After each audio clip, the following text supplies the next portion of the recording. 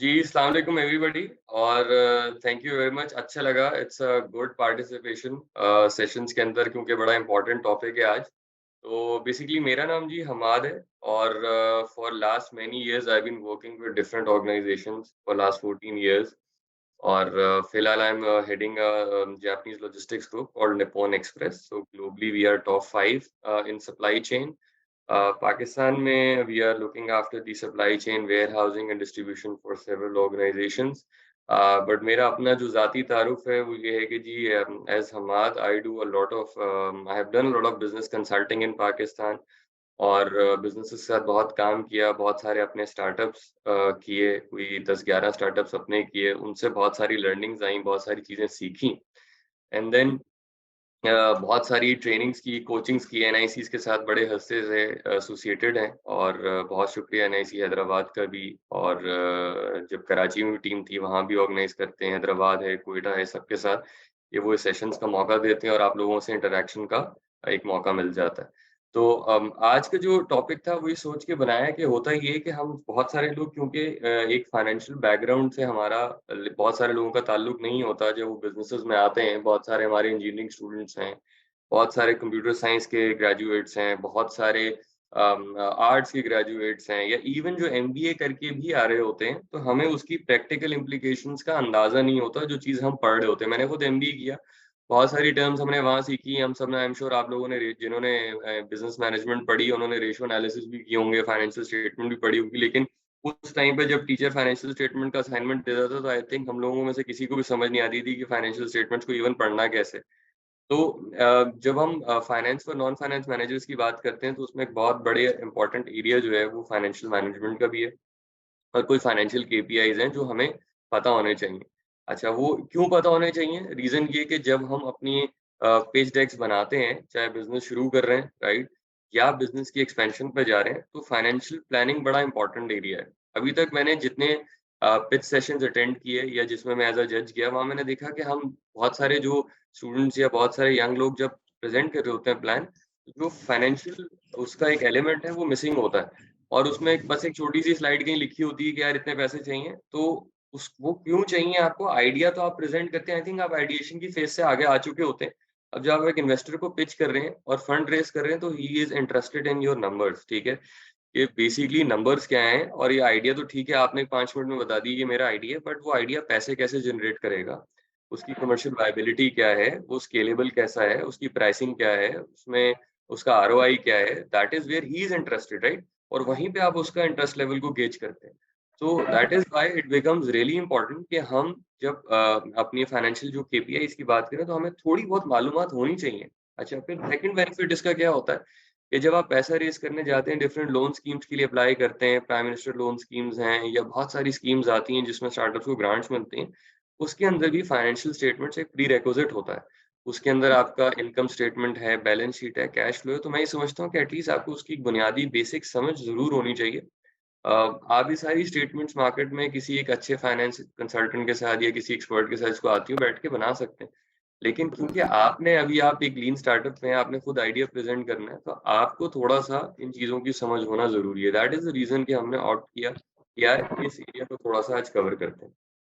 कोई भी किसी का कमेंट हो इवन बीच में भी तो वो हैंड रेज़ कर सकता है और काफ़ा भाई उसको फिर बात करने का मौका दे सकते हैं। ठीक है जी? अच्छा, सो स्टार्ट करते हैं। थोड़ा-सा हम डिस्कस करेंगे। रियाज़ आपका शायद माइक ऑन है, अगर आप इसको अभी ऑफ कर लें, unless you want to say thank you. अच्छा जी, so we will start off with some of the basic financial KPIs और हम थोड़ा-सा उसको एक्सप्लेन करेंगे। बहुत सारी टर्म्स आपने सुनी होंगी, लेकिन थोड़ा-सा रिफ्रेशर हो जाएगा, क्योंकि ये सारी चीज़ लिंक्ड है प्रेज़ेंटेशन एक-दूसरे के साथ।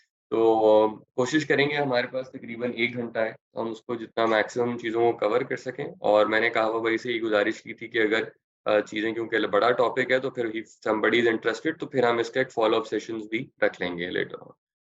तो आई थिंक सबसे पहले जो है अगर हम बात करते हैं फाइनेंशियल केपीआईज़ की, तो अगर ऑडियंस में से तकरीबन कोई हमारे पास 9 आई थिंक 19 पार्टिसिपेंट्स हैं। एनीबॉडी कैन टेल मी कि जी फाइनेंशियल केपीआईज़ की उनकी क्या अंडरस्टैंडिंग है? क्या लगता है उनको कि फाइनेंशियल केपीआईज़ क्या होते हैं? और इनकी ज़रूरत क्या है?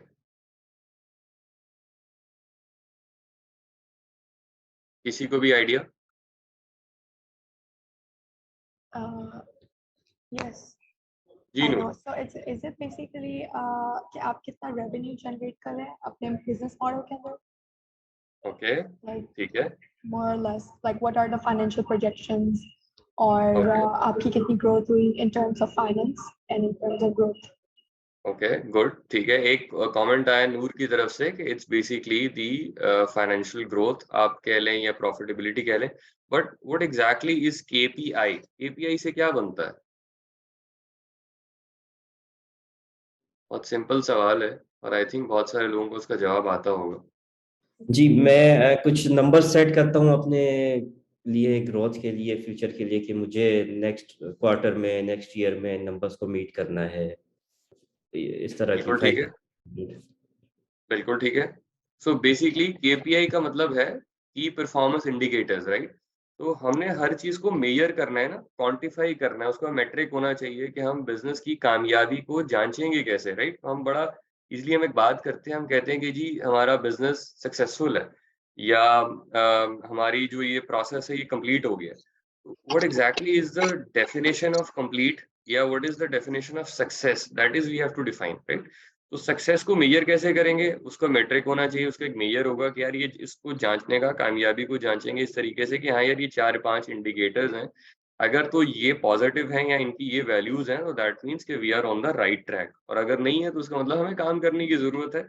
या अगर वो वैल्यूज़ हमारे मतलब के हिसाब से नहीं है तो हमें हमें एट लीस्ट डायरेक्शन सेट करने के लिए आसानी हो जाती है। अच्छा, फाइनेंशियल केपीआईज़ क्यों ज़रूरी हैं? हो गया स्टैंड। थैंक यू बोला उनको, ये दोबारा जाके बोलना। नान साहब आप माइक अगर काइंडली ऑफ कर लें। I am sorry. अच्छा, तो नाउ इससे सवाल ये बनता है कि ये फाइनेंशियल केपीआईज़ हमारे लिए ज़रूरी क्यों और हमें क्या-क्या फ़ायदा दे सकते हैं, राइट? तो अगर हम फाइनेंशियल केपीआईज़ को देखें, तो फाइनेंशियल केपीआईज़ जो है ना, वो हमें हेल्प करते हैं ग्रोथ को ट्रैक करने में, ठीक है जी? हमें हेल्प करते हैं कि हम एरियाज़ ऑफ इम्प्रूवमेंट को आइडेंटिफ़ाई करें, जैसे मैंने आपको कहा, ठीक है? और फिर एक इन्वेस्टर्स को एक इनसाइट मिलती है कि यार आपके बिज़नेस में पोटेंशियल कितना है, इस आइडिया में दम कितना है, right? At the end of the day we are all here to make money, right? तो अगर बिज़नेस हमें फाइनेंशियली बेनिफिट नहीं कर रहा, तो then there is actually no point of doing our business, ठीक है? फिर तो हम नौकरी भी कर सकते हैं, there is an opportunity cost, right? तो हमने कोशिश करनी है कि हमारी बॉटम लाइन जितनी इंक्रीज़ हो, जितनी प्रॉफिटेबिलिटी बने, उस हिसाब से हमारी मोटिवेशन भी बढ़ती जाएगी। अब कुछ केपीआईज़ हैं, जो मैं आप लोगों के साथ डिस्कस करूँगा। ये एक्टिविटीज़ हमने बहुत सारी ट्रेनिंग्स में पहले भी की हैं और लोगों के साथ करते भी रहते हैं। तो फॉर एग्ज़ाम्पल हमारे पास एक केपीआई है, जिसको हम कहते हैं वर्किंग कैपिटल। वर्किंग कैपिटल क्या होगा? अब ये थोड़ा-सा इंटरैक्टिव सेशन है। मैं नहीं चाह रहा, प्रेज़ेंटेशन करना बहुत आसान होता है, तो मैं नहीं चाह रहा कि मैं सिर्फ़ आधे घंटे की और 1 घंटे की प्रेज़ेंटेशन करूँ और सेशन खत्म हो जाए। तो मैं चाहूँगा कि आप लोग जो है ना भरपूर तरीके से इसमें पार्टिसिपेट करें, और अगर नहीं भी आता, तो आप चैट पे लिख सकते हैं कि हमें नहीं पता। तो वर्किंग कैपिटल क्या होता है? आई थिंक ये सबको पता होगा। Any idea what exactly is working capital? जी, Noor. I think maybe your land और जिसके ऊपर आप काम कर रहे हो,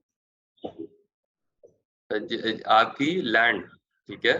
जिस या पे मे आप बी, काम कर रहे या हो। ओके, चलें, नूर का एक पॉइंट आ गया। नूर ने कहा कि जी ये लैंड है और इस पे हम काम कर रहे होते हैं। अच्छा जी, कोई और इस पे कहना चाहेगा? इतने सारे लोग माशाल्लाह, Fahad, Hasan, anybody else would like to contribute on it? ये कैपिटल जी, ये कैपिटल एक्सपेंस होता है, वर्किंग कैपिटल, जो ऑपरेशनल एक्सपेंसेस से अलग होता है। Am I right? अच्छा जी, ठीक है। एक पॉइंट और आ गया हमारे पास कि ये क्या कहते हैं, कैपिटल एक्सपेंस होता है और ऑपरेशनल नहीं होता। यही कहना चाह रहे हैं अदनान साहब? जी प्लीज। बिल्कुल ठीक है, ज़बरदस्त। अच्छा जी, एक पॉइंट ये भी आ गया जी। सर ये वो अमाउंट ऑफ मनी है जो आप अपने जो बिजनेस में लगा सकते हैं over the period of 3 months या 6 मंथ्स। ठीक है, जहांगीर का एक पॉइंट आ गया कि ओवर द पीरियड ऑफ 3 या 6 मंथ्स आप अपने पैसा बिज़नेस में लगा सकते हैं। ठीक है जी। अच्छा, कोई और पॉइंट?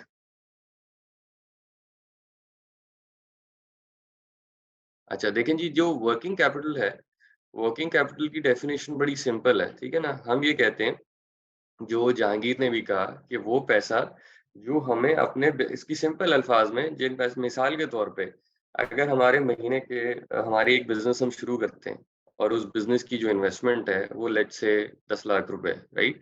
अब हमने 10 लाख रुपए से अपनी एक शॉप या एक बिजनेस तो सेटअप कर लिया, लेकिन हमें महीने के लिए भी तो कुछ पैसा रिक्वायर्ड है उसको रन करने के लिए ना। ऐसा तो नहीं है कि आप वो 10 लाख लगा दिया और नेक्स्ट मंथ से सेल शुरू हो जाएगी, नहीं होगी ना। तो that certain amount of money, इसका एक फॉर्मूला भी है, हम उसको current asset minus current liabilities कहते हैं, लेकिन अभी हम उसकी टेक्निकलिटी में नहीं जा रहे हैं, हम एक सादा लफ्जों में समझने की कोशिश कर रहे हैं ये वर्किंग कैपिटल क्या है। तो हमें लेट्स से कि महीने के हमारे अखराजात हैं 1 लाख रुपए, हमारी सैलरीज हैं, ऑपरेशनल एक्सपेंसेस है और हम 6 महीने के लिए चाहते हैं कि सस्टेन करें, तो 6 महीने के लिए हमारा वर्किंग कैपिटल रिक्वायरमेंट बनेगी 6 लाख रुपए, यानी कि वो अखराजात जो हमें अपना बिजनेस रन करने के लिए चाहिए होते हैं। जैसे अदनान साहब ने कहा कि हमारे ओपेक्स हो सकते हैं। नूर ने लैंड की बात की, लैंड नहीं आएगा इसके अंदर क्योंकि लैंड हमारा एक एसेट है और वो वर्किंग कैपिटल के अंदर शुमार नहीं होगा। बट वर्किंग कैपिटल इज़ कि वो सरमाया जो हमें अपने बिज़नेस के अखराजात या बिज़नेस को रन करने के लिए रिक्वायर्ड है, राइट? टिल द पॉइंट कि फिर बिज़नेस खुद से जनरेट करना शुरू कर दे पैसे, बट वर्किंग कैपिटल की रिक्वायरमेंट फिर भी रहेगी। ठीक है जी? अच्छा।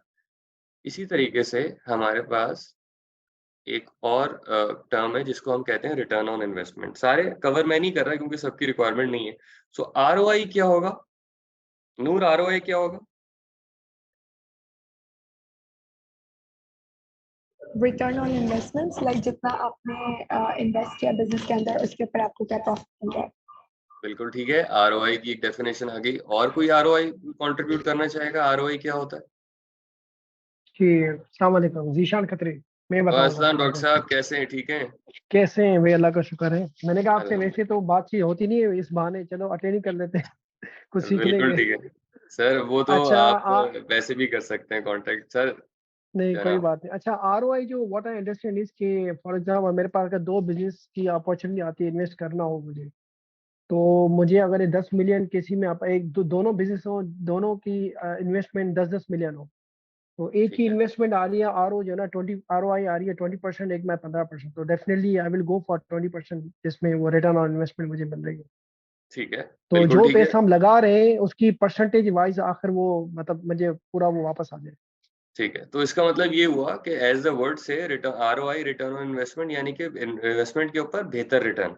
तो वो बिज़नेस हाँ जो, और हमें ये लोगों को ये बताना है, जो भी हमारे जब हम पिच कर रहे हैं या फाइनेंशियल्स बना रहे हैं, तो हम बता सकते हैं या खुद भी देख सकते हैं कि हमारा आरओआई कितना है। यानी कि उसका मतलब ये हुआ कि हम इन्वेस्टमेंट के ऊपर कितना रिटर्न जनरेट कर रहे हैं। बिल्कुल ठीक है जी। अच्छा, आगे बढ़ते हैं। इसी तरह हमारे पास है gross profit margin. I think सबको पता है ग्रॉस प्रॉफिट मार्जिन? एवरीबॉडी से मनीष, आप भी, मुझे सब दिख रहे हैं, वैसे मैं सबका नाम भी ले सकता हूँ सबको जगाने के लिए। तो ग्रॉस प्रॉफिट मार्जिन क्या होगा?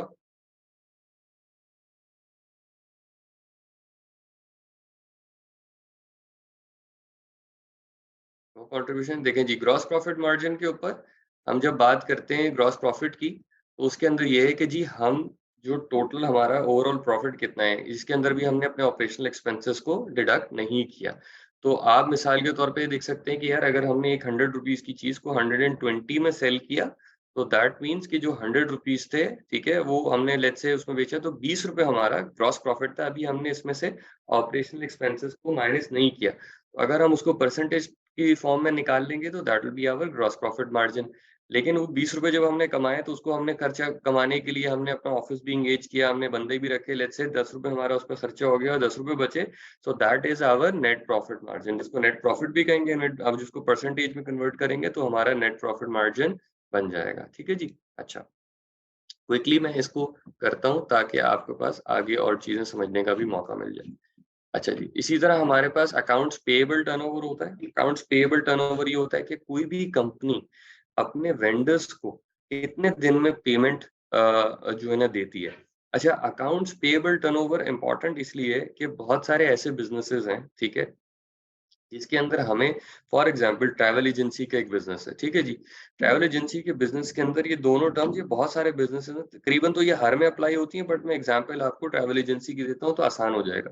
ट्रैवल एजेंसी में जब ट्रैवल एजेंट आपको टिकट सेल करता है, तो वो एक इन्वेंट्री खरीदता है डिफरेंट एयरलाइन से। वो इन्वेंट्री क्या होती है? वो सीट्स होती हैं, वो टिकट्स होती हैं, जो आपने लेट्स से आपने कराची लाहौर जाना है, किसी ने इस्लामाबाद जाना है, किसी ने इस्लामाबाद से लाहौर आना है, wherever they want to go, ठीक है? लेकिन जो भी वो सेल्स करता है, वो अपनी तमाम की तमाम पेमेंट्स उसको एयरलाइन को 15 डेज़ के अंदर वापस करनी है, ठीक है?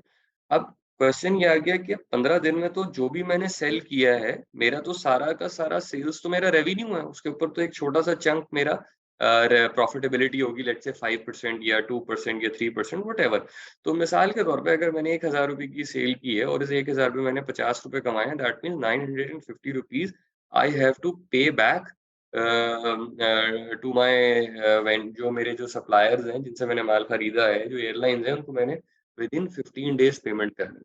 अब क्वेश्चन ये है कि क्या ये पैसे विदिन 15 डेज़ मुझे कस्टमर से आएँगे या नहीं आएँगे? इसका मतलब ये होगा मेरा accounts payable turnover in term of days is 15, यानी कि 15 डेज़ के अंदर मुझे अपने सारे जो भी मेरे लायबिलिटीज़ हैं, उनको मैंने क्लियर करना है।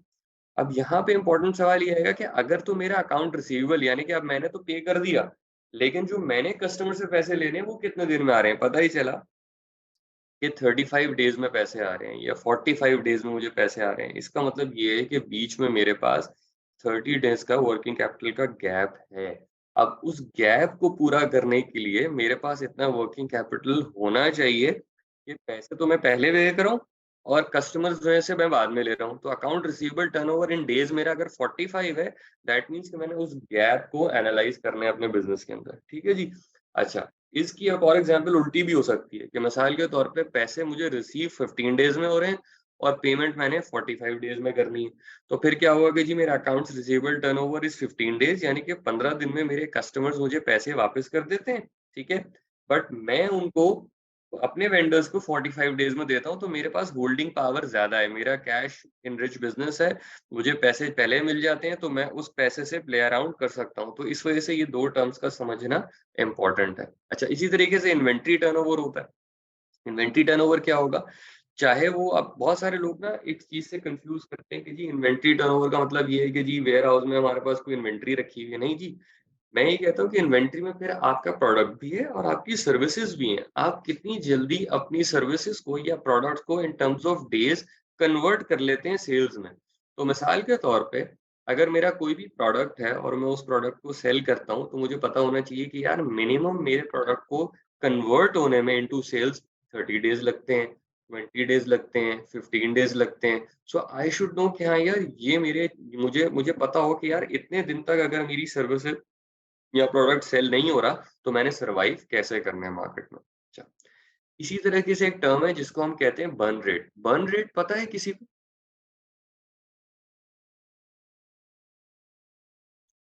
बर्न जी रेट सर, क्या आप होगा? एक कि हाँ पर जी, मंथ जो आप एक्स्ट्रा अमाउंट स्पेंड कर रहे होते हैं अपने ऑपरेशन को मेंटेन रखने के लिए। ठीक है, गुड आदिल। जहांगीर आप कुछ कहना चाह रहे थे शायद? जी सर, यही कहना चाह रहा था कि पर मंथ आपका जो है ना कितना एक्सपेंस है वो आपको ओके, बर्न हो रहा ओके। सो बेसिकली बर्न क्या है कि बिज़नेस कितना पर मंथ पैसा रन कर रहा है, ठीक है? मतलब कितना बर्न कर रहा है। अच्छा, इसी से एक टर्म और जुड़ी है, जिसको हम कहते हैं कैश रनवे। कैश रनवे क्या होगा? नूर खामोशी हो गई तुम्हारी तरफ से। कैश रनवे क्या होगा? Any idea? आपके पास कितना अमाउंट मौजूद है in your account to operate your ठीक बिजनेस। है, इसका मतलब ये हुआ कि अगर मिसाल के तौर पे हमने अपनी प्रीवियस एग्जांपल पे चलते हैं कि अगर मेरे पास 1 लाख रुपए हैं खर्च करने के, मेरा एक्सपेंस है महीने का, उसका मतलब मेरा बर्न रेट 1 लाख रुपए है पर मंथ बिज़नेस का और मेरे पास 1.2 मिलियन यानी 12 लाख रुपए अकाउंट में मौजूद हैं, तो मेरा रनवे है 12 महीने, यानी कि उस 12 मंथ्स में I have to take off, ठीक है? या I should be able to generate enough money so that I can survive in my business, ठीक है जी? तो ये टर्म स्टार्टअप्स में बहुत ज़्यादा इस्तेमाल होती है, कैश रनवे और उसके अलावा हमारे पास बैन आउट, ठीक है जी? अच्छा, फिर हम कहते हैं कि जी हमारे पास है कस्टमर लाइफ टाइम वैल्यू। अच्छा, कस्टमर लाइफ टाइम वैल्यू क्या होती है? Any idea? Adil, Jahangir, Noor, anybody else? Adnan sahab? It's a loyalty membership or something, isn't it? Okay, ठीक है। और क्या हो सकती है? मतलब ये कस्टमर की जैसे रिपीटेबिलिटी हमारे पास, उसकी लाइफ टाइम वैल्यू क्या है हमारे पास, कितना मतलब वो कंसिस्टेंटली हमारे पास वो ले ओके रहा है, तो या रिपीटेबिलिटी कह रहे हैं कस्टमर की एक तरह से। ओके तो इसका मतलब ये हुआ कि हम्म, कस्टमर ने over the period of his life time with us हमें कितना रेवेन्यू जनरेट करके दिया, ठीक है? करके दे तो रहा है, जब बिल्कुल हाँ। तो जितना भी हमारा कस्टमर आईएसएस से बिजनेस ग्रो करेगा तो हम कस्टमर लाइफ टाइम वैल्यू को कैलकुलेट कर सकते हैं। अच्छा जी, इसी तरीके से आगे चलते हैं। इसके बाद हमारी कस्टमर एक्विजिशन कॉस्ट है। एक्विजिशन कॉस्ट ये होती है कि जब कस्टमर को एक्वायर करते हैं, यानी कि अगर एक कस्टमर हमारे पास आ रहा है, जिसको जब हम गेट कीप और ग्रो के कॉन्सेप्ट पे जाते हैं, ये कस्टमर को जब हमने अपने बिजनेस में लेकर आना है in order to make a certain sale, that means कि उसकी एक हमारे बिजनेस की एक कॉस्ट है। तो हमें पता होना चाहिए कि पर कस्टमर एक्वायर करने पे कितने अखराजात आ रहे हैं। इसी तरीके से चर्न रेट। चर्न रेट क्या होता है कि जी हम किस रेट से कितनी तेजी से नंबर ऑफ कस्टमर्स को लूज कर रहे हैं with the passage of time, ठीक है? पर मंथ हम निकाल सकते हैं कि जी हमारा ये रेट है जिसके मुताबिक कस्टमर्स को हम चर्न करते हैं, ठीक है जी? अच्छा, इसी तरीके से हमारे पास और एक एक टर्म्स और यूज़ होती है जिसको हम कहते हैं आरपू, यानी कि एवरेज रेवेन्यू पर यूज़र।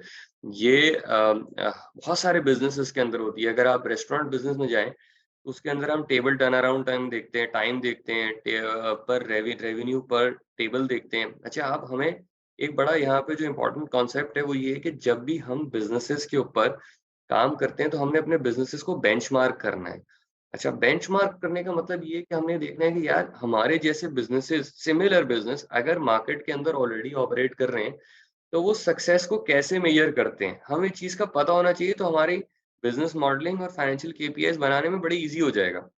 अब एवरेज रेवेन्यू पर यूज़र की जो टर्म है, वो यूज़ होती है ज़्यादातर टेलकोज़ में, जो टेलीकॉम इंडस्ट्री है। वो ये देखती है कि पर यूज़र से मैं कितना रेवेन्यू जनरेट कर रहा हूँ, क्योंकि वो ज़्यादातर कमाते हैं डेटा के ऊपर या वैल्यू एडेड सर्विसेज़ पे। तो अगर तो पर यूज़र रेवेन्यू इंक्रीज़ होगा, तो देन उनके लिए भी बहुत आसानी है काम करने के लिए। बिल्कुल ठीक है। अच्छा, इसी तरीके से अगर हम दूसरे सेक्टर्स के अंदर देखें, रिटेल के अंदर हर स्टोर की कोशिश होती है कि एवरेज बास्केट साइज़ इंक्रीज़ हो कस्टमर का। यानी कि जब वो आए, तो वो सिर्फ़ खाली चंद सौ रुपए की शॉपिंग करके ना जाए, बल्कि उनकी कोशिश ये होगी कि जो बास्केट साइज़ है, यानी कि एक बास्केट अगर वो वहाँ से अगर चेकआउट हो रही है, तो वो बढ़ती जाए उसकी वैल्यू 3000, 4000, 5000, ताकि एवरेज रेवेन्यू पर यूज़र इंक्रीज़ होगा, तो उनकी प्रॉफिटेबिलिटी या सेल्स भी इंक्रीज़ होगी। ठीक है?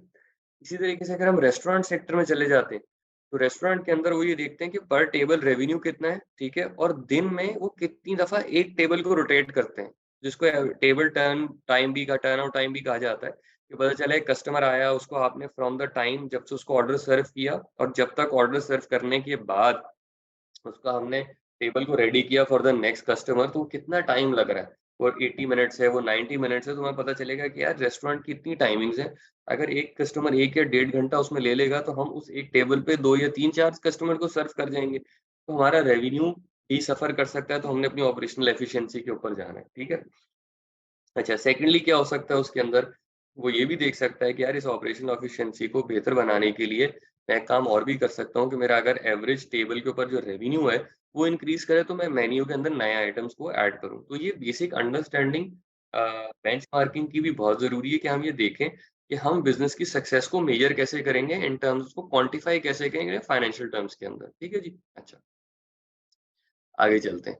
अब हमने बात की रिटर्न ऑन इन्वेस्टमेंट की, तो हम इस पे कॉन्सेप्ट है जिसको हम कहते हैं कि यार सस्टेनेबल आरओआई होना चाहिए। थोड़ी-सी एग्ज़ाम्पल्स हैं, ये वॉलमार्ट का आरओआई 15.5% पे भी था, नोकिया ने एक टाइम के ऊपर 46% का आरओआई जनरेट किया, ठीक है जी? अच्छा, अब वो जनरेट किया बट वो रेवेन्यू डिक्लाइन हुआ भी। हम सबको आई थिंक इस एग्ज़ाम्पल का पता है, बहुत दफ़ा एग्ज़ाम्पल दी जाती है कि जी अगर एप्पल को हम कंपेयर करते हैं अ, नोकिया के साथ, तो बहुत सारी जगहों के ऊपर भी ऑलरेडी नो कि यार हुआ क्या कि जी बहुत सारी चीज़ों को डिसीजन उन्होंने लेट किया, स्मार्टफ़ोन टाइम पे नहीं किया, तो उनको आरओआई 45% से -20 पे चला गया। तो बिज़नेस सस्टेनेबल नहीं रहा, right? So eventually they have to go out, right? बहुत कोशिश की, लेकिन वो मार्केट को उस तरीके से कैप्चर नहीं कर सके। तो रिटर्न ऑन इन्वेस्टमेंट की एक की चीज़ ये है कि इट शुड बी सस्टेनेबल। अच्छा, अब एक छोटी-सी एक्टिविटी है। हम ये कहते हैं कि स्क्रीन के ऊपर हम सब देख सकते हैं कि हमारे पास 3 बिज़नेसेस हैं, ठीक है जी?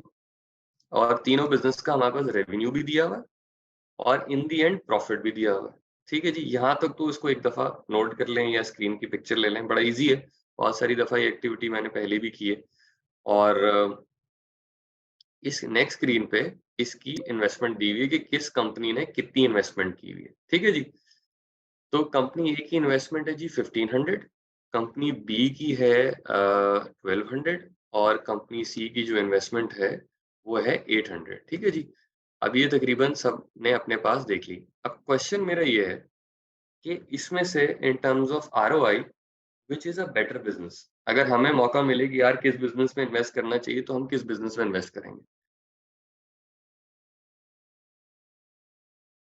अब ये सवाल है जी। अब ये आप सब ने मुझे या तो चैट पे भी बता सकते हैं और पार्टिसिपेट भी कर सकते हैं, क्योंकि थोड़ा-सा आप लोग पार्टिसिपेट करेंगे तो इस चीज़ को समझने में और आसानी होगी। तो क्वेश्चन ये कि तीनों में से बेहतर बिज़नेस कौन-सा है? Can you please show the next slide again? मैं दिखाता हूँ, 1 मिनट मैं ज़रा इसका ना स्लाइड शो बंद कर लूँ अपने पास, ताकि मुझे भी देखने में आसानी हो जाए। 1 मिनट।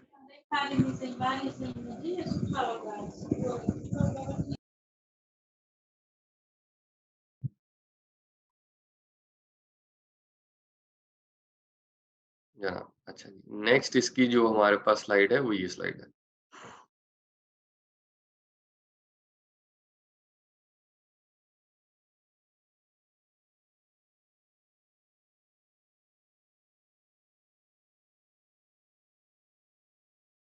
ये तो नीचे नजर आ रहा है। वैसे रबाब ने आंसर दिया अच्छा, कि नज़र आ रहा है। हाँ। चलो, कोई मसला नहीं है। चले, अब कंपनी हम ए, कैलकुलेट रबाब करेंगे। ने कोई बात नहीं, इसमें रबाब ने कहा कि चले वो तो आरओआई आ गया ना। कंपनी ए में आई थिंक अब तो दूसरी स्लाइड चेंज हो गई काफ़ा भाई? ये बिजनेस मेजरमेंट वाली स्लाइड आ रही है। बस ठीक है।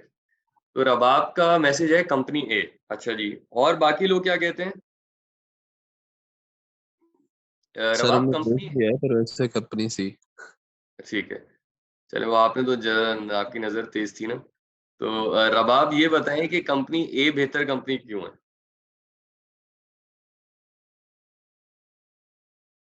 आप अपना माइक्रोफोन अनम्यूट कर दें रबाब। अच्छा, अच्छा, रबाब प्रॉफिट ने इज कहा हाई। कि जी प्रॉफ़िट हाई है, ठीक है जी।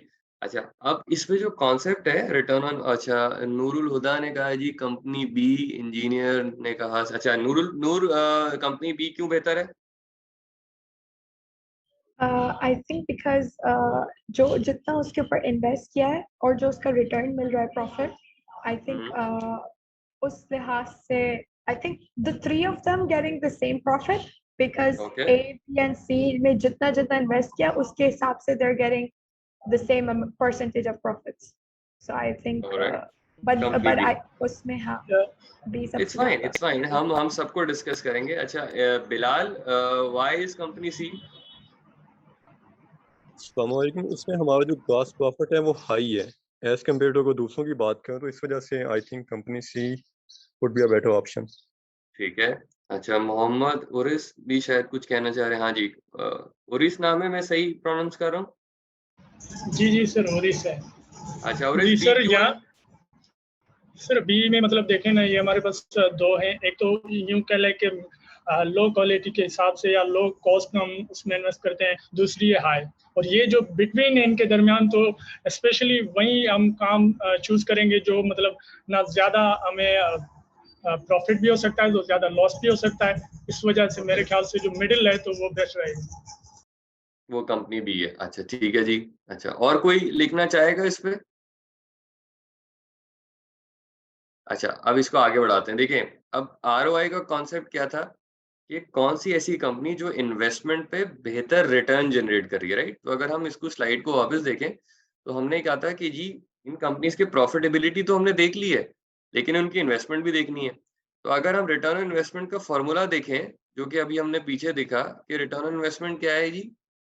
तो वो ये कहता है कि प्रॉफिट डिवाइडेड बाय इन्वेस्टमेंट, ठीक है ना?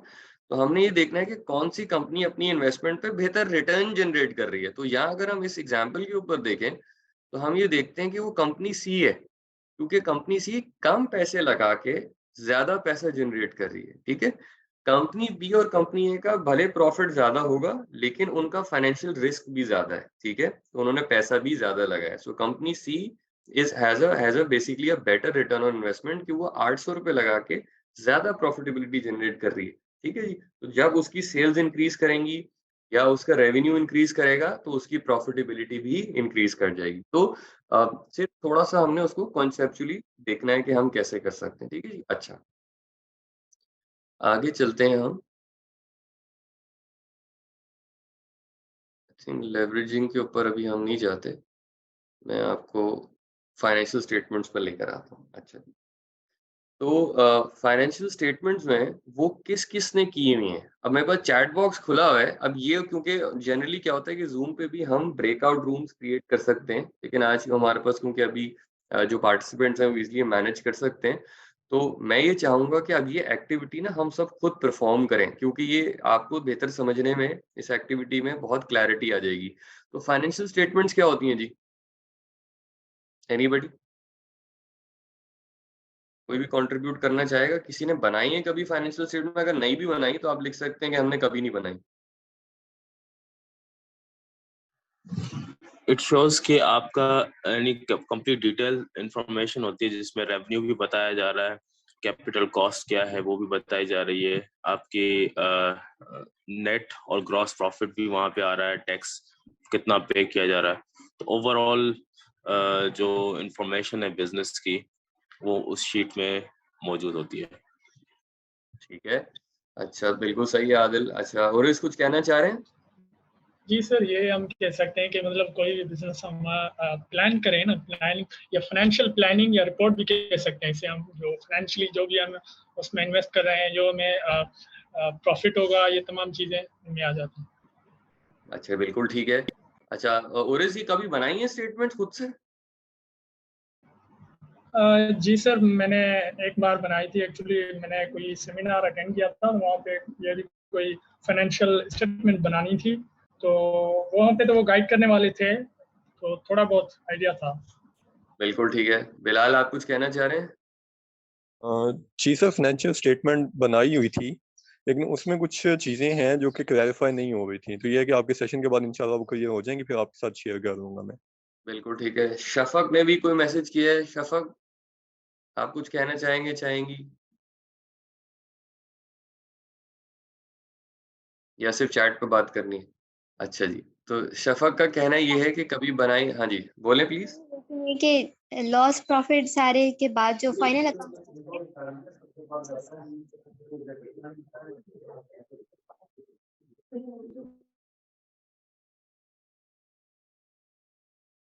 अच्छा, तो शफ़क़ का कहना ये है कि उन्होंने कभी बनाई नहीं लेकिन it is produced at the end of the accounting period. बिल्कुल ठीक है। अच्छा, एक हम थोड़ा-सा हमने पिछली दफ़ा एक पॉइंट मेरे दिमाग में आया क्योंकि हमने सीएसी की बात की थी, कस्टमर एक्विज़िशन की बात की थी और इसके अंदर एक बड़ा अच्छा इम्पोर्टेंट पॉइंट है और वो ये है कि जो बिज़नेसेज़ हैं सॉफ्टवेयर एज़ सर्विसेज़ की जो बात करते हैं, उनका अगर एक्विज़िशन रेशियो जो है हमारे पास बिटवीन 3 टू 5 है, जो होना चाहिए। जो लोअर रेशियो का मतलब ये है कि जी प्रोडक्ट जो है ना वो मार्केट के हिसाब से फिट नहीं है।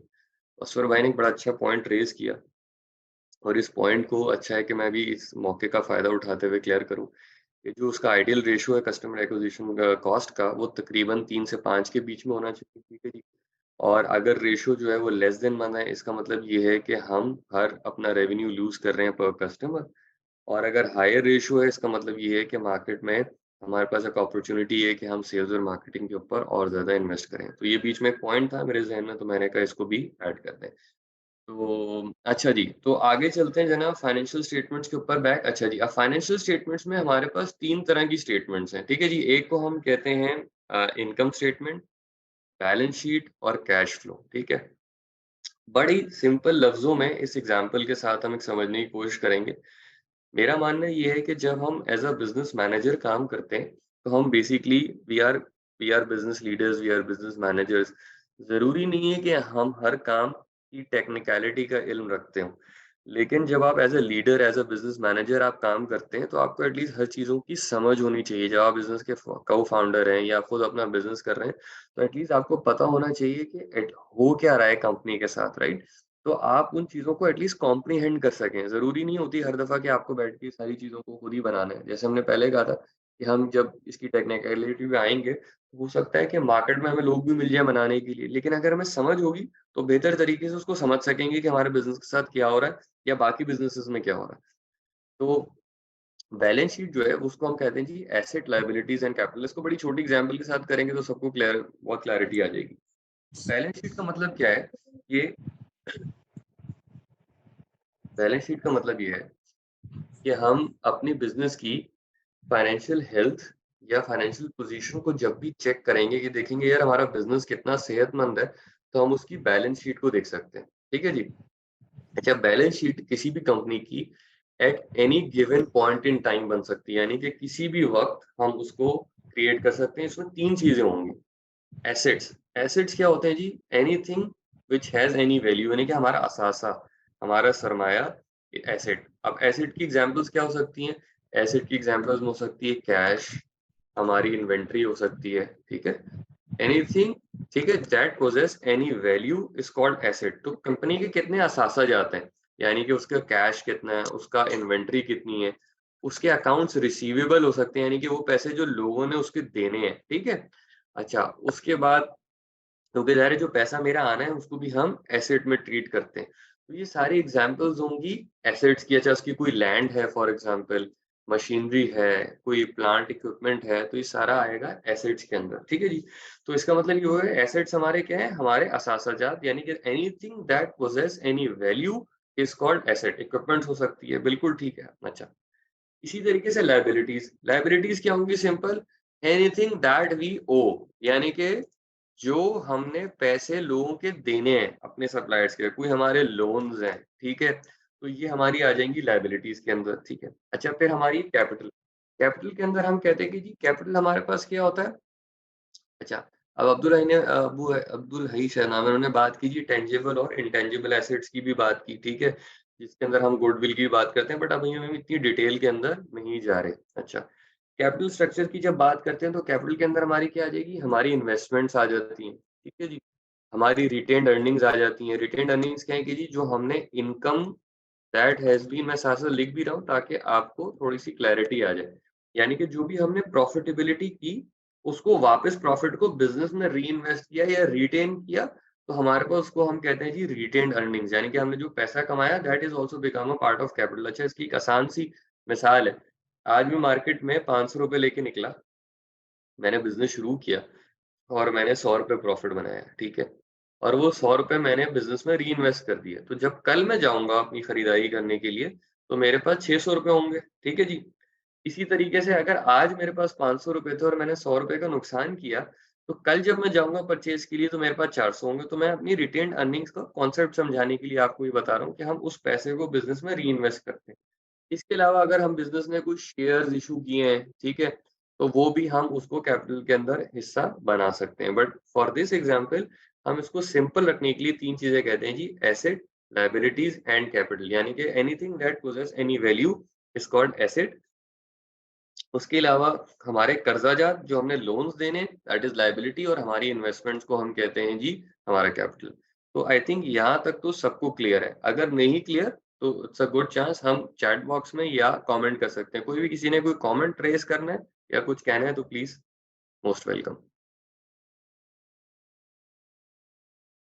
अच्छा, आगे चलते हैं।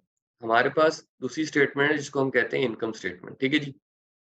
अच्छा, इनकम स्टेटमेंट क्या है कि हम बिजनेस की प्रॉफिटेबिलिटी, अच्छा ये वो फाइनेंशियल फोरकास्ट है, ये इनकम स्टेटमेंट है जो आपके पिच डेक्स के अंदर होती है। भले बैलेंस शीट या कैश फ्लो ना हो, लेकिन आपका जो भी जज है वो ये जरूर दिखेगा कि यार आपके बिजनेस पैसा कितना जनरेट कर रहा है, राइट? तो इनकम स्टेटमेंट का बड़ा सिंपल सा फॉर्मेट है। हम ये देखते हैं कि जी रेवेन्यू है, अगर जो भी हमारा रेवेन्यू है उसमें से अगर हम अपने एक्सपेंसेस निकाल देंगे तो हमारे पास इन दी एंड क्या बचेगा? हमारा प्रॉफिट बच जाएगा। ठीक है? छोटी-सी एक अगर उसको लेमन टर्म्स में समझें, तो हम कह रहे हैं कि यार कारोबार मुनाफ़ा कितना कमा रहा है? जो भी हम बिज़नेस कर रहे हैं, उसकी प्रॉफिटेबिलिटी कितनी है, राइट?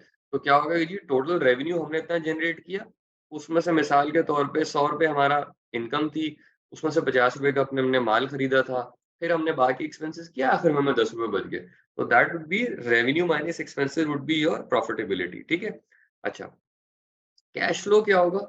कैश फ्लो को हम कहेंगे जी मनी इन एंड आउट, यानी कि पैसा जो आ रहा है और जा रहा है। डेली की अगर हम टेल अपना कैलकुलेट करते हैं तो हम ये देखते हैं कि यार हमारे पास 100 रुपए आए और 100 या 50 रुपए चले गए। हम अगर दुकानदार को देखें तो वो डेली अपना एक खाता नोट करता है कि यार इसमें से इतने पैसे आए, 50 आए, 10 आए, 20 आए, 30 आए, 40 आए, इतने मैंने चाय वाले को दिए, इतने मैंने ये खर्चा किया।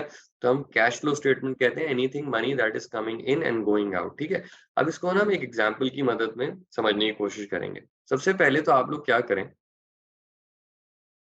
आप इसके फॉर्मेट्स को की एक आध तस्वीर खींच लें या याद करके रख लें ताकि हमें याद रहे। तो जब हम बनाएंगे तो हमें पता हो कि हम कर क्या रहे हैं और हम उसको रिवर्ट बैक भी कर सकते हैं। ठीक है, तो सबसे पहले हम इस तरह करते हैं कि हम बैलेंस शीट के साथ शुरू करते हैं कि जी हमारा, बल्कि इजी करते हैं इसको, हम आप लोगों के साथ पहले लेके चलते हैं इसको प्रॉफिटेबिलिटी के ऊपर। ठीक है जी,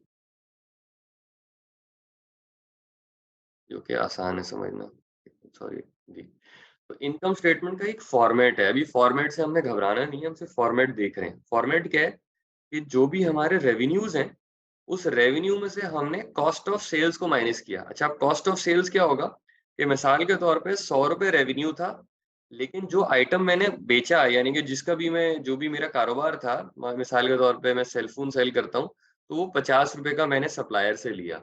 ठीक है, तो that is my cost of sales, यानी कि जो चीज बेची है उसकी कीमत क्या थी। ठीक है, तो 50 रुपए मेरे पास बचे, उसमें से मैंने तमाम अखराजात माइनस किए और आखिर में मैं नेट प्रॉफिट पे आ गया। ठीक है, अब यहाँ तक तो आई थिंक क्लैरिटी है और इजी है।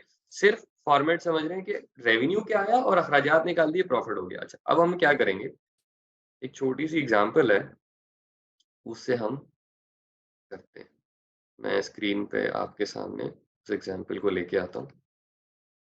Just give me a second.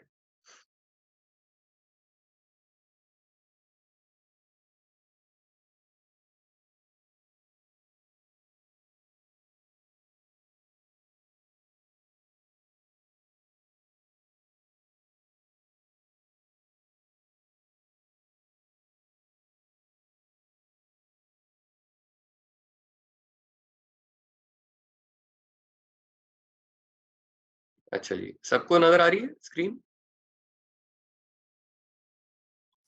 Yes. सब स्क्रीन देख सकते हैं? ओके, जी गुड। जी जी जी पॉइंट का डॉक्यूमेंट चलिए, आपको बिल्कुल। अब एग्जाम्पल ये कि डेटा हमारे पास सामने लिखा हुआ है। ठीक है, हम ये कहते हैं कि जी एक बंदा है, उसने फ्रूट्स एंड वेजिटेबल का बिजनेस शुरू किया है। ठीक है जी, और अब वो ये बंदा है, कहते हैं कि जी उसने 500 रुपीज से बिजनेस शुरू किया, यानी कि उसके पास इन्वेस्टमेंट थी 500 रुपए की। ठीक है, और वो क्या कहते हैं कि वो जाता है एक होलसेलर के पास और 200 एवोकाडोस खरीदता है। ठीक है जी, एक एवोकाडो की जो कॉस्ट है वो 2 रुपए है। उसने स्ट्रैप बैग लिया 50 रुपीज का। पूरा दिन की मेहनत के बाद उसने 20 रुपए का ट्रेन भी का टिकट भी लिया। सब कुछ खर्चा करने के बाद उसने 50 एवोकाडोस को सेल किया और एक सेल किया 5 रुपीज में। ठीक है, और डे एंड पे ज़ाहिर है उसने 200 एवोकाडोस लिए थे, 50 सेल किए तो कुछ बच भी गए, कुछ कैश बच गया। ठीक है ना, कुछ यूज्ड ट्रांसपोर्ट टिकट्स उसके पास बच गए। अब बेस्ड ऑन दिस एग्जांपल अगर इमेजिन करें थोड़ी देर के लिए कि ये हमारा बिजनेस है। ठीक है, और हमें कहा जाए कि जी ठीक है, इस बिजनेस की हम प्रॉफिटेबिलिटी जो है ना कैलकुलेट करते हैं, तो क्या हम इसकी इनकम स्टेटमेंट निकाल सकते हैं?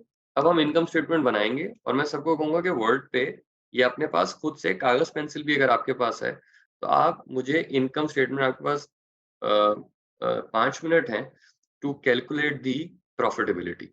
तो मुझे आपने इसका प्रॉफिट निकाल के बताना है कि डे एंड पे इस बिजनेस में कमाया क्या। फॉर्मेट बहुत सिंपल है, हम क्या करते हैं कि हम रेवेन्यू में से कॉस्ट ऑफ सेल्स निकालते हैं। ठीक है जी, मैं लिख भी रहा हूँ, कॉस्ट ऑफ सेल्स निकालते हैं तो हमारे पास ग्रॉस प्रॉफिट आ जाता है। ठीक है जी, ग्रॉस प्रॉफिट क्या होता है, हमने डिस्कस किया कि वो पैसे जो मजमूई तौर पे कमाए जा रहे हैं जिसमें से अभी ऑपरेशनल एक्सपेंसेस को हमने नहीं निकाला। ठीक है, इस बिजनेस में कॉस्ट ऑफ सेल्स भी दी हुई है। कॉस्ट ऑफ सेल्स क्या होगी कि हमने जो चीज बेची है वो खरीदी कितने की थी। ठीक है, अच्छा, फिर ग्रॉस प्रॉफिट में से फर्दर हम सब्ट्रैक्ट कर लेते हैं all operational expenses. Operational expenses क्या होते हैं? ऑपरेशनल एक्सपेंसेस क्या होते हैं कि जी हमारा फॉर एग्जांपल कोई किराया था, कोई रेंट था, सैलरीज थी, and then we come to our profit, so that is our income statement. तो based on this data I think हम सब इसकी फाइनेंशियल स्टेटमेंट कैलकुलेट कर सकते हैं। तो पहला जो हमारा टास्क है वो है कि हमने इसकी इनकम स्टेटमेंट क्रिएट करनी है और उस इनकम स्टेटमेंट में सबने अपना प्रॉफिट यहाँ पे लिखना है कि जी कितना प्रॉफिट आ रहा है। तो you have exactly 5 minutes to do this activity.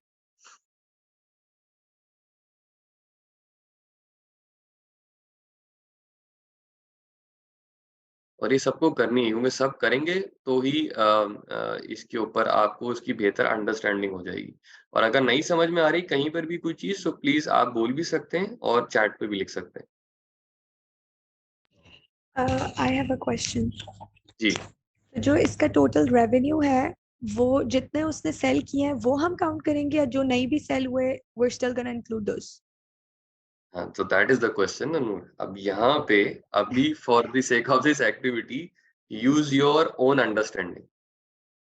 Whatever comes to your mind, do it. So don't be afraid, there is nothing right and wrong today, ठीक है? तो आप जो आपके ज़हन में आ रहा है, आप उससे करें। Use your own common sense कि क्या मुझे लगता है। क्योंकि हमने इस पे लिखा हुआ भी है कि कुछ इन्वेंट्री हमारे पास रह भी गई है, राइट? तो आई थिंक काफ़ी हिंट इसमें दिए हुए हैं।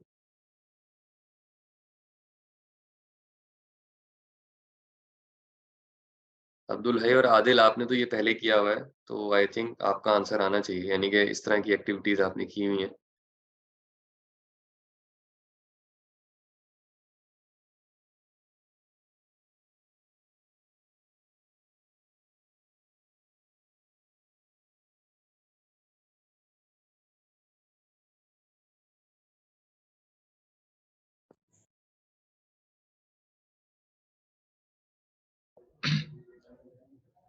जी हेलो उरेश। सर।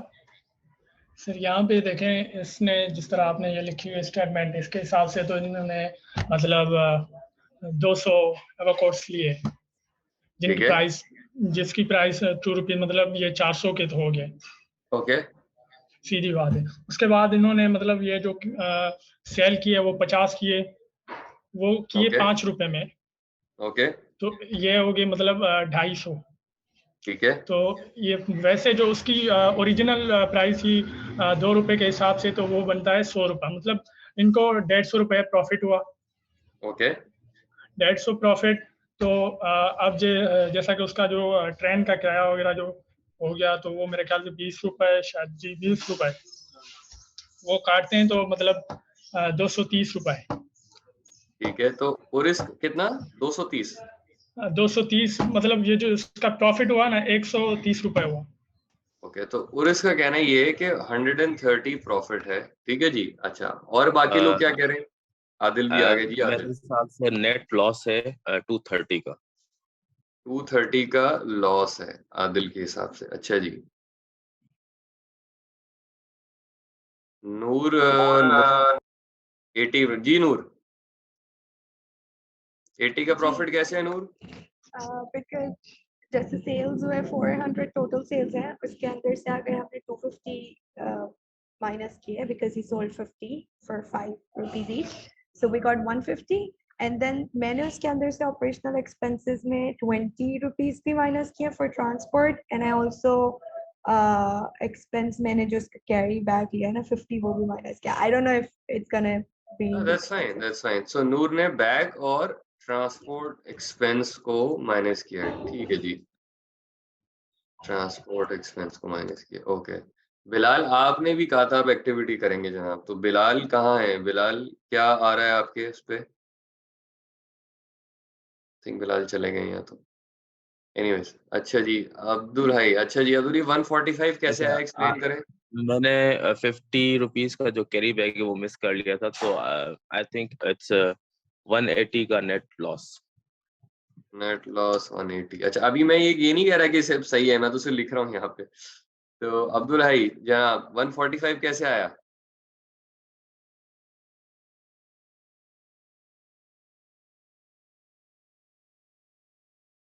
आपने लिखा है यहाँ स्क्रीन पे कि 145 का प्रॉफिट है, तो ये किस तरह आया?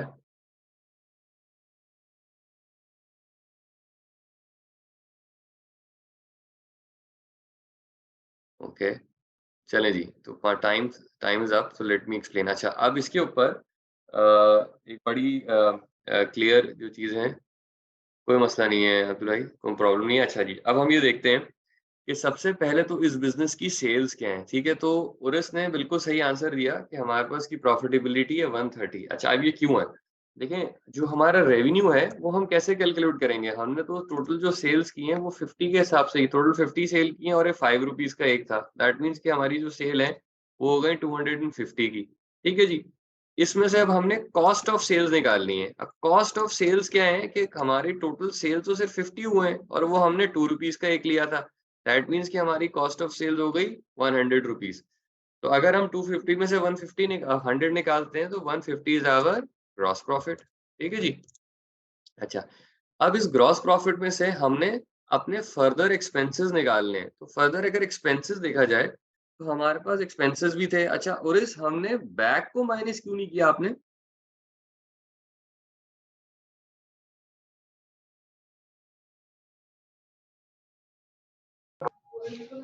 जी सर, ये मेरी नज़र से नहीं पड़ गया, मिस हो गया इस वजह से। अच्छा, तो फिर जवाब क्या होगा? ये तो कैलकुलेट ही करना पड़ेगा।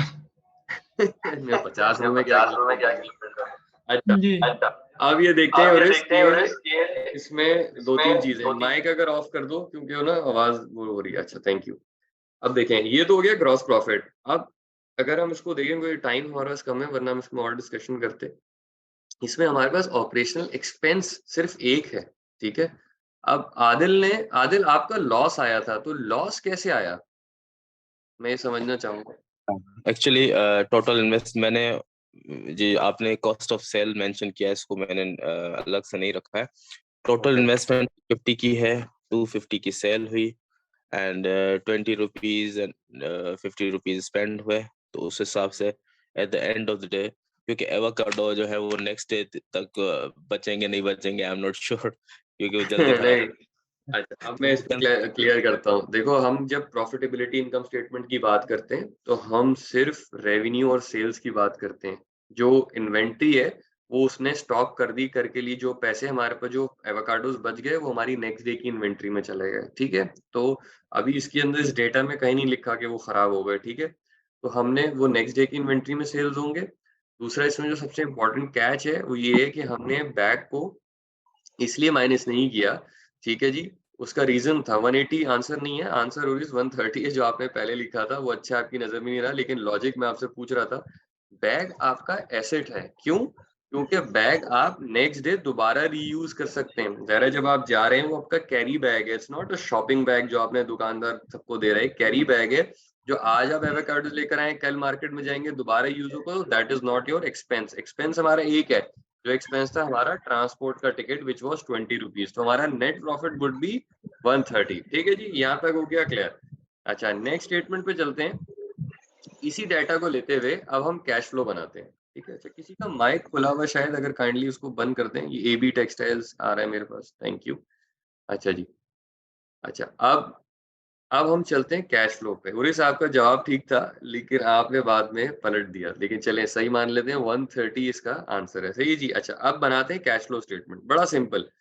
कैश फ्लो के अंदर हम क्या करेंगे, हमारे पास जितने भी पैसे दिन में आए हैं, जो रिसीव हुए हैं, जो हमारी जेब में भी थे, ठीक है? अब हिंट इसमें ये, जो जेब में थे और जो आए हैं सबको प्लस कर लेंगे, ठीक है? ऐड, ठीक है? उसके बाद सब्ट्रैक्ट करेंगे सारे एक्सपेंसेस को।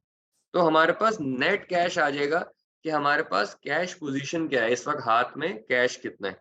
हमने सुबह बिजनेस शुरू किया, जितने पैसे हमारे पास थे, जितने पैसे हमारे पास रिसीव हुए और जितने भी पैसे टिल से आउट हुए हैं, उस सबको प्लस और माइनस करके नेट कैश पोजीशन आ जाएगी। तो नेक्स्ट 5 मिनट्स हमारे पास है, अब हमने नेक्स्ट कैश पोजीशन निकालनी है। तो इसमें क्विकली एसेट जो है वो क्या होगा, वो भी माइनस किया जाएगा या कुछ खर्चा होगा? किसकी बात की, सॉरी? आई मीन जो बैग है वो भी माइनस किया जाएगा या वो हाँ, एसेट है? सब चीज मैंने कहा, जो पैसे आए वो और जो गए, ठीक है? Simple cash in and cash out. अब ये मैं कोई एसेट को इसकी बाइफिकेशन नहीं कर रहा, कोई बाइफिकेशन नहीं है। मैं ये कहता हूँ कि जी हमारे पास जो नेट कैश है वो कितना है दिन में, तो जो पैसे आए और गए, जो टिल में एंटर हुए और टिल से निकल गए। तो आई थिंक आप ये सब कर सकते हैं। और is Adil and I think ये 180 सबने जहांगीर, अब्दुल हई, नूर, आई थिंक ये इजी है. So whatever you received in the morning, even including that was in your pocket, you add it and subtract everything that you have spent. 180. Adil ने कहा जी 180. अच्छा जी, ठीक है जी. और इस फॉर्मूला कुछ नहीं है, सिंपल सा है. जो पैसे आपके पास आए हैं सुबह से लेकर अब तक, उन सबको प्लस कर लें और जो पैसे आपकी टिल से आउट हुए उनको माइनस कर लें. ये फॉर्मूला.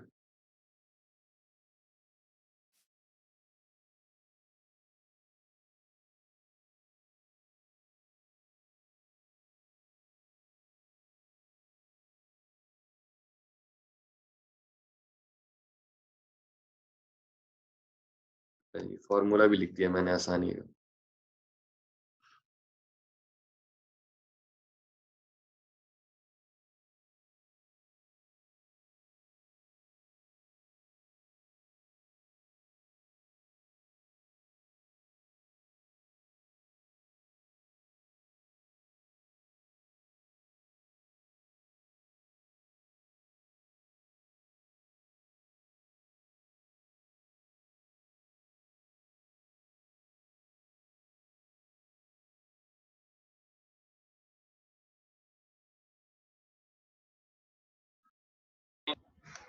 Excuse me sir.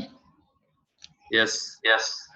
मेरी स्टेटमेंट ज़रा सुन लीजिए, अगर मैं गलत नहीं हूँ अपने हिसाब से. तो सर ये था कि पहले हमारे पास 5 रुपए थे. 5 तो नहीं थे. अच्छा, वो जब हमने बाय किया, ठीक है. तो हमने 400 के मतलब वो अपने एवोकोर्स लिए, उसके बाद हमारे पास 100 रुपया बच गया. ओके. फिर हमने मतलब 250 की जो सेलिंग की.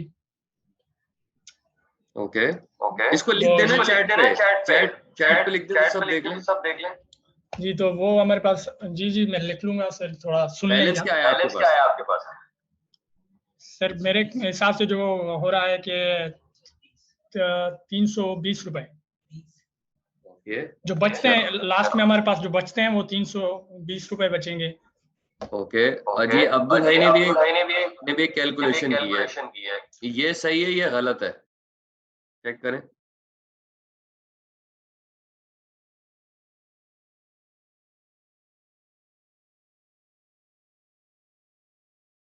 अब्दुल भाई ने भी ये कैलकुलेशन की है और उसने चैट पे सबको लिख के भेजी है. और इसने कहा 330, आदिल कह रहे हैं 320, अब्दुल भाई 20. नूर आपका क्या है, आपने ट्राई किया 220? Yes, because I didn't have the capital, like 500. अच्छा, आपने 220 कैसे निकाला? मैंने सारे जो expenses माइनस किए उसके अंदर से, because we sold for 400 plus 50 plus 20 for the transport, and then उसमें से मैंने माइनस किया 250. तो ये जो अब्दुल भाई ने किया है, ये मैच है आपका? यस, बाकी सब कुछ सही है, बट जो टोटल है मेरा it's a little different. So I think then there's a calculation mistake. देखो दोबारा कैलकुलेट करके देखो. It should come to 280. अच्छा, अब्दुल हई ने जो शेयर किया हुआ उसमें उन्होंने 500 भी ऐड किए और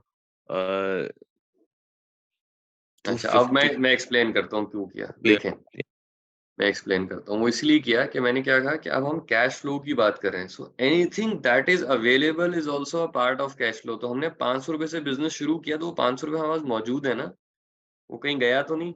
ठीक है, तो उस 500 को हम इंक्लूड करेंगे उस कैश फ्लो के अंदर. ठीक है, जो कि हम जिसको अगर हम रियल अपनी स्टेटमेंट्स देखें तो उसको हम cash from the financing activities या इन्वेस्टिंग एक्टिविटीज कहते हैं. इन्वेस्टिंग एक्टिविटीज से हमारे पास जो पैसा रेज हुआ है, जो हमारा कैपिटल है, 500 रुपए हमारे पास मौजूद है. ठीक है, उस 500 रुपए में से अब मैंने क्या किया, जो पैसे थे और जो भी आए हैं, तो 500 हमारे पास इन्वेस्ट हुए ना उस बिजनेस के अंदर. ठीक है, देन 250 की सेल्स हुई, तो टोटल पैसा जो हमारे पास आज रेज हुआ वो 750 था. उसमें से हमने 400 की परचेजेस कर ली, 50 का बैग ले लिया. इसका मतलब ये हुआ कि हमारे पास अब कैश पोजीशन जो है वो 280 है. यानी कि पैसा हमारे पास जो मौजूद है वो 280 है, जो डिस्पोजेबल है, जिसको हम खर्च कर सकते हैं. और प्रॉफिटेबिलिटी हमने उस पे कैलकुलेट कर ली जो हमने चीज को सेल किया था. ठीक है जी. अच्छा, सो हमारे पास 280 बिल्कुल, तो 280 जो है वो हमारा is the right answer. Okay, अच्छा अब आगे चलते हैं क्योंकि मेरा 1:30 एक और सेशन है, तो आई वुड लाइक कि हम इसको फिर 10 मिनट्स में थोड़ा सा वाइंड अप कर लें। तो अब हमारे पास क्या है जी, शफ़क़ ने कहा शफ़क़ 310 कैसे आया 250 में? आपने 30 को ऐड किया तो 500 बच गए, 280 रिमेन, तो बेसिकली आंसर 280 है, ठीक है जी। अच्छा, अब हम चलते हैं, अब हम कहते हैं जी अब हम बैलेंस शीट बनाते हैं। भाई मैं सुनता उसके सर पे खड़ा रहूंगा, तू पहले सली इधर को बता। अच्छा जी, तो अब हम एक काम करते हैं कि अब हम इसकी बैलेंस शीट बनाते हैं बेस्ड ऑन दिस डेटा। अच्छा, अब इसके अंदर हमारे पास 2 चीज़ें हमें पता चल गई। एक तो हमारे पास कैश की फिगर आ गई जो हमारे पास 280 थी, ठीक है? जो कि हमारी कैश पोज़ीशन थी। उसके बाद हमारा प्रॉफ़िट भी हमें पता चल गया जो यानी कि हमारी नेट इनकम थी और नेट इनकम हमारी थी 130 सॉरी, ठीक है जी? ये 2 चीज़ें भी हमें पता चल गई। अब हम बैलेंस शीट बनाते हैं। बैलेंस शीट के अंदर हम क्या करेंगे कि हमारी एक अकाउंटिंग इक्वेशंस है जिसको हम कहते हैं assets equal to liabilities plus capital. यानी कि हम कॉलम की एक साइड पे अपने तमाम एसेट्स नोट कर लेंगे। तो छोटा सा बिजनेस है, आई थिंक इसके एसेट्स को कैलकुलेट करना बहुत आसान है। तो अगर हम सारे एसेट्स कैलकुलेट कर लें एक तरफ एक कॉलम पे और दूसरे कॉलम पे हम उसकी सारी लायबिलिटीज और कैपिटल को ऐड कर लें तो दोनों साइड्स बैलेंस होनी चाहिए। ठीक है, तो बैलेंस शीट के अंदर ये कि अगर दोनों साइड बैलेंस नहीं है इसका मतलब हमने काम ठीक नहीं किया। तो let's come up with the value. अब नेक्स्ट 5 मिनट्स में लेट्स कैलकुलेट दिस और मैंने स्क्रीन पे भी लिखा है। हमारे पास कैश भी हमें पता है कितना है, नेट इनकम भी पता है, तो हिंट आपको ऑलरेडी मैंने दे दी है। Now let's calculate the balance sheet के जी बैलेंस शीट कैसे बनाएंगे। तो एक तरफ एसेट्स, एक तरफ लायबिलिटीज और एक तरफ कैपिटल। ये एक बेसिक एग्जांपल है। इस एग्जांपल की हमारे पास एक और एग्जांपल भी है but since because we are doing it online और टाइम इतना नहीं है तो हम इसकी और डिटेल में भी जा सकते हैं ताकि आपको और मजीद क्लैरिटी हो जाए। We can do several examples but मकसद ये कि थोड़ा सा आपको इस कॉन्सेप्ट से familiarize करना है ताकि आपको कॉन्सेप्ट ज़हन में पता होने चाहिए। अच्छा जी, तो बैलेंस शीट के ऊपर you have another 5 minutes to work it out.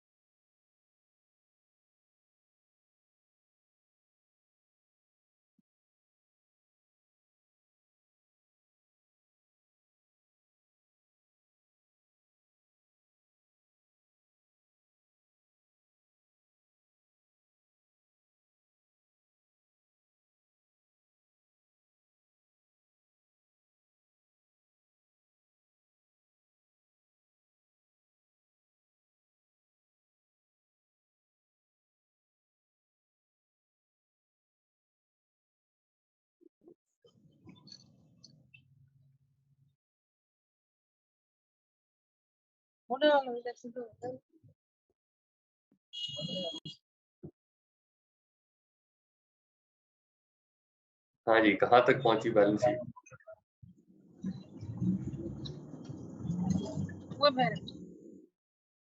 अच्छा, अब्दुल्ला की एसेट साइड हो रही है 700, ठीक है।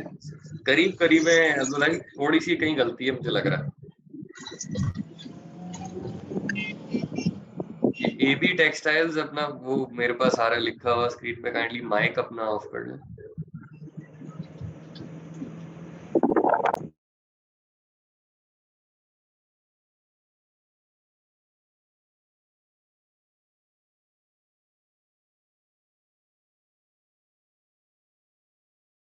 और अब्दुल्ला ये भी लिख दें कि स्क्रीन पे अपनी चैट पे कि आपने एसेट्स कौन-कौन से कैलकुलेट किए हैं।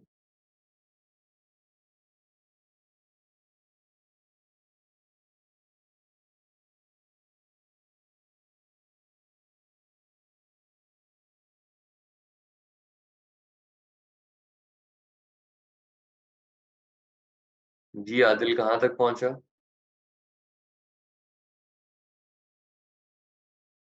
शफ़क़, नूर, उरैस?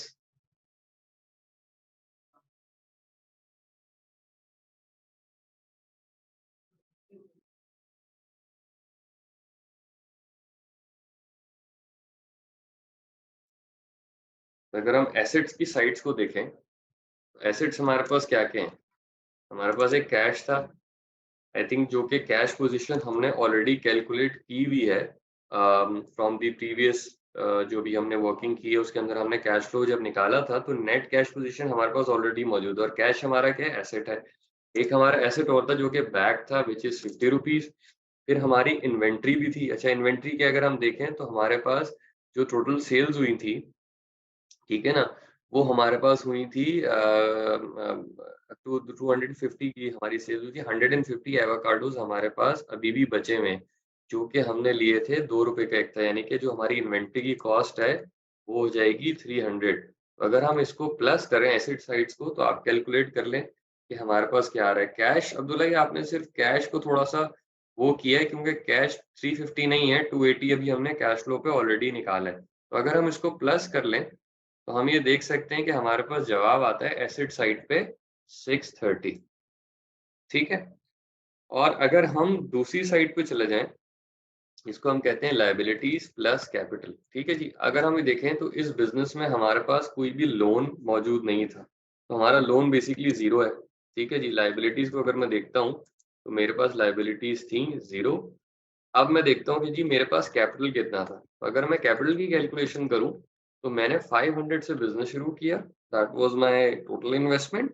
और मैंने कॉन्सेप्ट क्या बताया था आप सबको कि हम रिटेन्ड अर्निंग्स का कॉन्सेप्ट देखते हैं कि बिजनेस के अंदर हम जो भी चीज को अर्न करते हैं हम कोशिश करते हैं कि उसको वापस से रिटेन करें अपने पैसों अपने अपने कैपिटल में, अपनी कैपिटल को एनहांस करें। तो हम ये देखें कि हमने इस बिजनेस में 130 रुपीज की प्रॉफिटेबिलिटी की थी। ठीक है जी। और कोई ड्राइंग्स नहीं थी, यानी कोई पैसा बाहर नहीं निकाला इस बिजनेस से। ठीक है जी। तो हमारा कैपिटल अगर हम देखें दूसरी साइड, तो अगर हम देखें दूसरी साइड भी 630, तो ये बैलेंस शीट हमारी इस तरीके से बैलेंस हो जाती है। ठीक है जी। तो आई थिंक ये आज का छोटा सा हमारा एक सेशन था और हमने उसमें कोशिश ये की थी कि जी हम आपको मैक्सिमम चीज़ों के ऊपर जो है ना वो एक छोटा सा एक ओवरव्यू दे सकें कि यार बेसिकली ये आपकी इनकम स्टेटमेंट है, ये बैलेंस शीट है, फाइनेंशियल स्टेटमेंट्स हैं और थोड़ी सी आपको फाइनेंशियल जो केपीआईज हैं उनके बारे में आपको पता होना चाहिए। ठीक है जी। अच्छा, मेरी डिटेल स्क्रीन पे मौजूद है। कोई भी किसी किस्म का क्वेश्चन किसी के पास हो, आप लोग मुझे कांटेक्ट भी कर सकते हैं। मुझे लिंक्डइन पे कांटेक्ट कर सकते हैं, इंस्टाग्राम पे कांटेक्ट कर सकते हैं। मेरा फ़ोन नंबर यहाँ पे मौजूद है। तो कोई भी मज़ीद क्वेरी हो तो प्लीज़ लेट मी नो। और उम्मीद है कि आज के सेशन में आपको कुछ चीज़ें सीखने का मौका मिला होगा। मकसद ये था कि थोड़ा-सा हम फ़ैमिलियराइज़ कर सकें। 1 घंटे में हम बहुत सारी चीज़ों के ऊपर कवर नहीं कर सकते। व्हाट्सएप नंबर भी अब्दुल्ला ही मौजूद है मेरा, स्क्रीन के ऊपर आप सबको नज़र आ रहा होगा, तो आप इसकी पिक्चर ले सकते हैं। और बहुत शुक्रिया अपना कहाफ़ा भाई आपका ये सेशन अरेंज करने का। और उम्मीद है कि पार्टिसिपेंट्स ने कुछ सीखा होगा। मज़ीद बाकी कोई भी फ़ॉलो अप में कोई सवाल हो, तो उसके ऊपर फिर हम लेटर ऑन सेशन कर सकते हैं।